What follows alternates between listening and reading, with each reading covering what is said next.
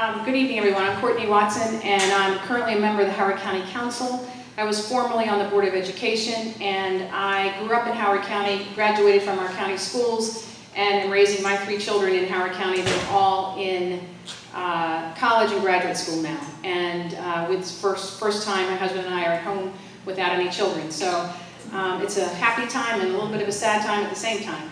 But I am here to answer your questions. I have a long history of public service in Howard County. I'm also a member of the business community, and I have a full-time job in the private sector, and I look forward to your questions. Outstanding. That was very quick. So the first question, and I'll remind you of 60 seconds to answer each of these questions, is how will you help seniors afford to remain in Howard County?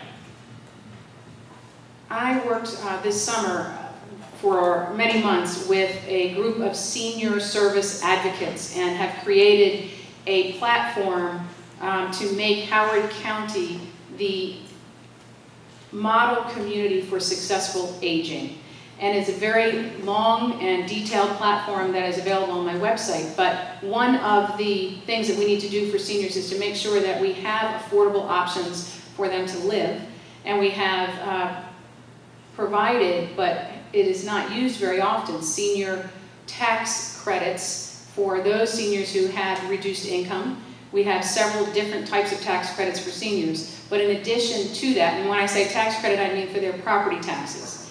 In addition to those tax credits, which probably cost county government close to $800,000 a year for lower income seniors, we also have a tax credit that's available to help seniors age in place. So if you need to make improvements in your home as a senior to help you age in place, whether it's a double-wide doorway or a grab bar, we have a tax credit in Howard County that we just passed this year for up to $2,500 for that type of improvement that seniors need in their home. There's 2 concrete ideas. Am I out of time?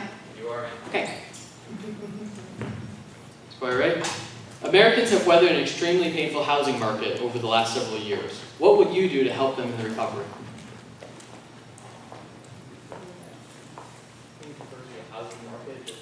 Mortgages, foreclosures.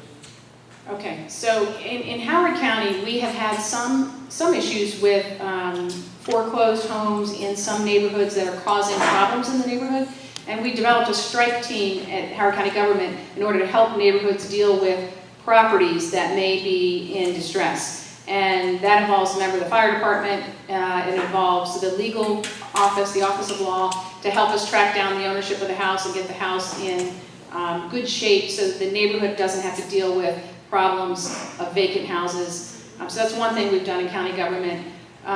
In addition, we, as I said earlier, have tax credit programs available for lower income homeowners. And if anyone, often in my council office, people will call me if they have individual problems and they'll say, this is happening to us, we don't know where to go.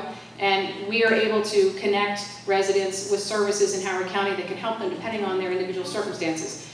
Constituent service is very important. We have a strong office. My special assistant is here, Terry Chaconis. She can raise her hand. But we help people in Howard County every day with problems like this and other problems that they may find themselves in that they were not expecting. Outstanding. Next question. What is your stance towards legalization of marijuana? I'm not in favor of legalization of marijuana. I do think that decriminalizing it is probably a good idea, but I'm not in favor of, and the main reason I am not in favor of legalizing it is I'm very concerned about the impact of that on our young people. And I think the research shows that it is a problem for youngsters' brains. And so I am not in favor of that at this point in time. Next question is, what are your views on LGBT rights? I am a strong proponent of LGBT rights. I have a long history of supporting those rights. I was the primary sponsor of the bill in Howard County to make gender identity part of our protected classes in our civil rights law. This is going quickly. Next question is, how does the scientific community guide your policy positions, and what should be done about decreasing scientific literacy among Americans? I'm glad you're having a school board forum, because I think that's a great question for the school board in terms of increasing scientific literacy in our children. And I will just say that I'm the daughter of a research chemist. My father has a PhD in chemistry and has worked at the applied physics lab for his entire career, other than when he was actually county executive in the 1970s. And science is incredibly important, obviously, and in our schools we need to make sure that we're doing everything we can. It's interesting, I ran into the teacher at our new middle school, Thomas Viaduct Middle School, and he has state-of-the-art science lab, and he is struggling himself as a teacher to keep up with the new technology in the science lab that he is using to teach his children. So it just goes to show you that we need to continually improve our access to education, not just for our students, but for our teachers as well, to make sure they have the tools they need to teach. And last question. With 6,100 additional residents and 4,100 more vehicles in our area, what are your plans to develop more than adequate infrastructure for Howard County? What were those numbers again? 6,000 additional residents and 4,000 additional vehicles. In what period of time? It doesn't say. Okay. I think I could just address the question in general. Howard County has definitely gone through a growth spurt in the last 25, 30 years. And interestingly, during my time on the county council, we have produced about, or the county has built, people in the county have built, about 1,200 or 1,300, given on the year, units a year, new units in Howard County. In previous councils, I'm thinking back to when my opponent was on the council, there were many more houses built a year. The average was about 1,800 or 1,900 houses. So the growth has slowed in Howard County, but we're still feeling the pressure of additional growth. And part of the pressure comes not only from new development, but from resales of existing development. The adequate public facilities ordinance needs to be updated. I have said that I will put a task force together to make recommendations for changes in that law.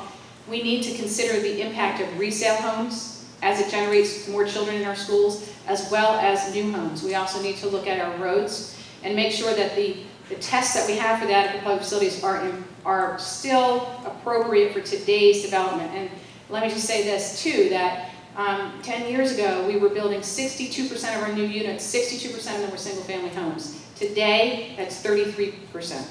So we're building much more multi-family units than we used to, whether they're townhouses or apartments, than we used to. And that has shifted the kind of new development we get, and it needs to also be tracked by our adequate public facilities ordinance. Those changes have happened with the housing market you just mentioned, with the recession.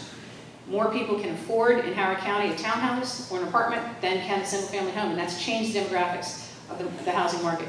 We need to change the adequate public facilities ordinance to go along with that. You have 30 seconds for closing. Thank you. I'm glad that I had the opportunity to speak to you, however, quickly, and I just want to mention that I worked very closely with Jen Terraza, and in this area, over my 8 years in the council, in particular, I supported the library renovation, which we moved from a $200,000 capital project to a $6 million project. I also supported that being ahead of the library that was in my district, which is going to be built, which is Elkridge, because Savage needed it. I hope you've all been there. It's a wonderful renovation. Also, the North Laurel Community Center. We funded that when we didn't have a lot of money in the budget due to the recession, but we funded that and we were able to get that built. It's a wonderful facility that Guy Dezzoni and Jen Terraza both have been involved in. We also funded the fire station here. So we are trying to improve the infrastructure. We're building a new elementary school as well, and we will continue to provide services to this area.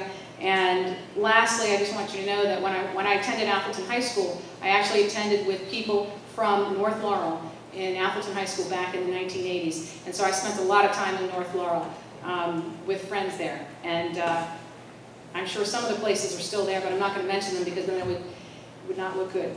So I just am glad to be here, and if you have any questions, please let me know. And look on my website. The other quick thing to mention to you is I have a very strong platform on open government. I'd like you to take a look at that when you get a chance. I have platforms on my website: education, public safety, open government, environment, you name it, it's on there. I have very detailed plans for the future of Howard County, aging. I'd love to talk with you more. I know the forum doesn't allow that, but I will definitely respond to you on email if you send me a question. Thank you very much.